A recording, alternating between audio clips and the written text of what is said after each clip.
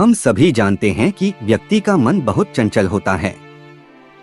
यही कारण है कि मन अशांत रहता है और कई तरह के सवालों का जन्म भी अशांत मन के कारण ही होता है। यदि आप जीवन में शांति चाहते हैं तो इसके लिए जरूरी है मन को शांत करना। लेकिन मन को शांत कैसे किया जाए, गौतम बुद्ध से जुड़ी इस कहानी के माध्यम से आप जान सकते हैं कि मन को शांत करने का क्या तरीका है। इसमें भगवान गौतम बुद्ध द्वारा मन को शांत करने के आयामों के बारे में बताया गया है।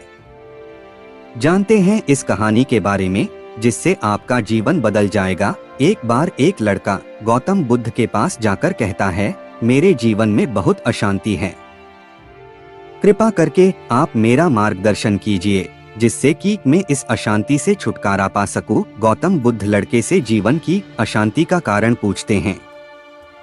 लड़का उत्तर देता है, अत्यधिक विचारों के कारण मेरे भीतर बहुत सारे विचार आते हैं जिससे मेरा मन अशांत रहता है। बुद्ध मुस्कुराते हुए कहते हैं, ऊपर आकाश की ओर देखो और बताओ कि तुम्हें सूर्य दिख रहा है। लड़का ऊपर देखता है और कहता है, धूप दिख रहा है। बुद्ध उससे पूछते हैं कि अगर तुम लगातार धूप में खड़े रहोगे तब क्या होगा। वह कहता है, मुझे अत्यधिक गर्मी लगेगी और शरीर में बेचैनी होगी। बुद्ध लड़के से कहते हैं कि अगर धूप में खड़े रहने से तुम्हें गर्मी लगती है तो इसमें दोष किसका है, सूर्य के ताप का या तुम्हारा। लड़का कुछ सोचने के बाद कहता है, इसका जवाब आप ही बताइए। बुद्ध कहते हैं, सूर्य का काम है ताप देना और ताप का काम है गर्मी लगना। ऐसे में तो दोष तुम्हारा ही है कि तुम धूप में जाकर खड़े हुए जिससे कि तुम्हें गर्मी लगी।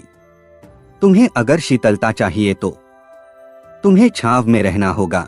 ठीक इसी तरह चंचल मन का भी स्वभाव होता है विचारों और भावनाओं को जागृत करना।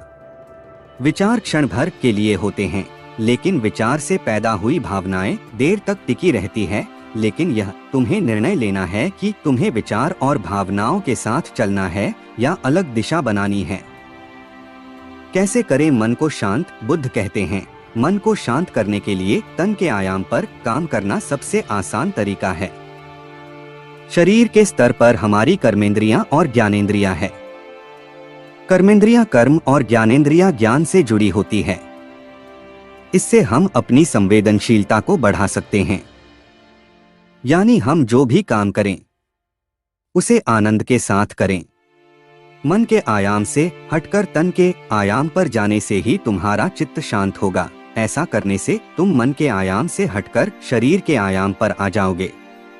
ठीक उसी तरह जैसे तुम धूप से हटकर छांव में आ सकते थे। मन के आयाम से हटने पर तुम्हारी जागरूकता तन पर आ जाएगी। जब तुम तन के आयाम पर काम करोगे तब तुम्हारा चित्त शांत होगा। इसलिए हर काम को तन के आयाम पर करने से मन स्वतः शांत हो जाता है।